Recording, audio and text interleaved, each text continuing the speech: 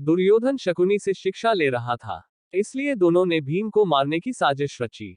एक दिन सभी लड़के गंगा नदी के किनारे खेलने गए। वे शाम तक वहीं खेलते रहे। तब तक भीम को भूख लग गई, इसलिए दुर्योधन उसे अपने तंबू में ले गया और खीर, चावल और दूध से बनी एक भारतीय मिठाई दी। उस खीर में बहुत ही खतरनाक जहर मिलाया गया था। शकुनी ने कहा कि वह जहर इतना खतरनाक था कि नाग के अलावा किसी के पास उस जहर की कोई दवा नहीं थी, इसलिए अगर भीम ने वह खीर खा ली तो उसकी मृत्यु निश्चित थी। अब दुर्योधन और दुशासन ने वह खीर उन्हें दे दी। खैर, भीम को खाने का बहुत शौक था और उसकी डाइट भी काफी अच्छी थी, इसलिए उसने सारी खीर खा ली। फिर उसने बताया कि उसे नींद आ रही थी, इसलिए वो वहीं सो गया। अपनी योजना को मूल योजना के अनुसार कार्य करता देख दुर्योधन और दुशासन बहुत प्रसन्न हुए। कुछ क्षणों के बाद जब उन्हें पुष्टि हो गई कि भीम सचमुच सो रहा है, तो उन्होंने उसे एक चटाई में बांध दिया और गंगा नदी में फेंक दिया।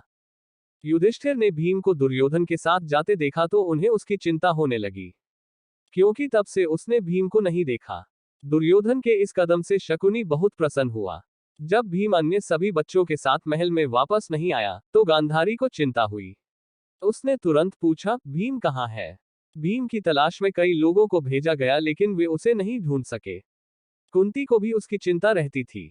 उसने दुर्योधन को बुलाया और भीम के बारे में पूछा, लेकिन उसने झूठ कहा कि वह उसके साथ गया था। लेकिन फिर उसने बताया कि वह अपने बड़े भाई के पास जा रहा था और वह चला गया। लेकिन ऐसा लगता है कि वह वहां भी नहीं गए।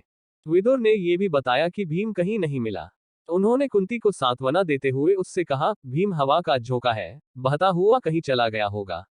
वह जैसे गया है वैसे ही बहता हुआ वापस आएगा, तुम्हें उसके बारे में इतनी चिंता नहीं करनी चाहिए। कुंती ने कहा, विदुर, तुम अनाथ बच्चों की मां की चिंता नहीं जान सकते। विदुर ने तुरंत कहा, पितामह भीष्म और महाराज धृतराष्ट्र के जीवित रहते हुए पांडु के पुत्र कभी अनाथ नहीं हो सकते, आप निश्चिंत रहें। भीम जहां भी होंगे सुरक्षित और सुरक्षित रहेंगे। भीम नदी में डूबने की बजाय नदी में ही डूबते चले गए। कुछ नाग उसे नागों के राजा वासुकी के पास ले आए।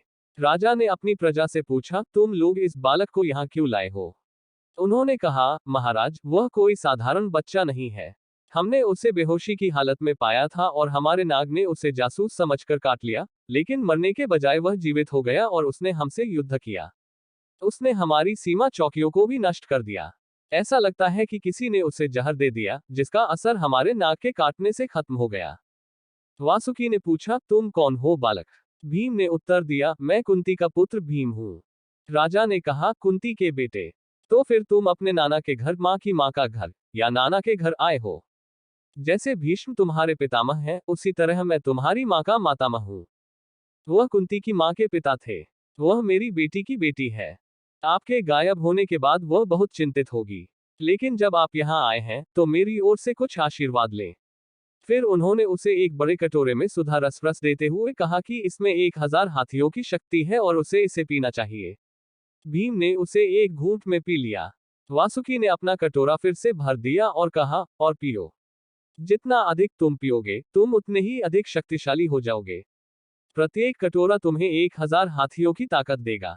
उन्होंने 8 कटोरे सुधा रस पिया और सो गए। भीम वहां 8 दिन तक सोए।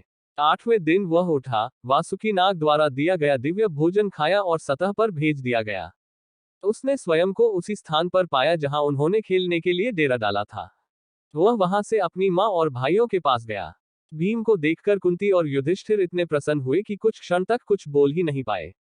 तब भीम ने अपनी विचित्र कहानी सबको बताई। विदुर ने भी उसकी कहानी सुनी और उसे दुर्योधन की नफरत से आगाह किया। भीम को सकुशल वापस आता देख सभी लोग बहुत प्रसन्न हुए। लेकिन जैसे ही दुशासन को इस बात का पता चला तो वह दौड़कर दुर्योधन को इसकी सूचना देने गया। दुर्योधन ने आश्चर्य से कहा, क्या? लेकिन मां ने कहा कि नाग के अलावा किसी के पास उस विष की औषधि नहीं थी। दुशासन ने कहा, लेकिन वह अभी कुंती के साथ बैठा है और शेखी बघार रहा है कि नागराज ने उसे सुधा रस दिया, जिससे उसमें असाधारण शक्ति भर गई। और अब चूंकि वह जीवित है तो वह हमारा रहस्य खोल सकता है। दुर्योधन ने कहा, वह हमारा कुछ नहीं बिगाड़ सकता, चिंता मत करो। तब दुर्योधन ने आकर शकुनी को ये बात बताई कि उसने भीम के लिए जो जहर उसे दिया था, वह भीम को दे दिया और उसे गंगा नदी में फेंक दिया, लेकिन वह और अधिक ताकत लेकर लौटा है।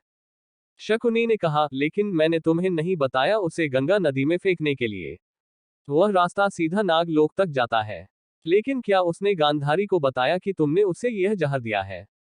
दुर्योधन ने कहा, उसने अभी तक नहीं बताया है। शकुनी ने कहा, इसका मतलब है कि किसी ने ऐसा करने का निर्देश दिया होगा।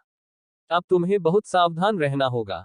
आपको उसे अपने साथ खेलने के अधिक मौके देने चाहिए और मौका मिलते ही उसके बारे में खूब शिकायतें करनी चाहिए। मैं वह व्यक्ति नहीं हूं जिसे इस तरह हराया जा सके। दुर्योधन ने वैसा ही किया। लेकिन जब गांधारी ने भीम को सांत्वना देने की कोशिश की तो उसने दुर्योधन के बारे में कई अन्य घटनाएं बताकर गांधारी का मुंह बंद कर दिया। गांधारी ने धृतराष्ट्र से मदद मांगी, लेकिन वह दुर्योधन के बारे में कुछ भी सुनने को तैयार नहीं थे। भीम इस घटना से क्रोधित थे, लेकिन युधिष्ठिर ने उन्हें सांत्वना देते हुए कहा कि उन्हें इस घटना के बारे में चुप रहना चाहिए। अंदर की सारी बातें अंदर की रहें, अगर यह बात बाहर फैल गई तो बड़े पापा और मां को बहुत दुख होगा। कुंती ने भी भीम से यही बात कही। हालांकि कुंती और युधिष्ठिर ने उनसे कहा था कि इस बारे में एक शब्द भी न बोले कि दुर्योधन ने उनकी खीर में जहर मिलाकर उन्हें गंगा नदी में फेंक दिया था।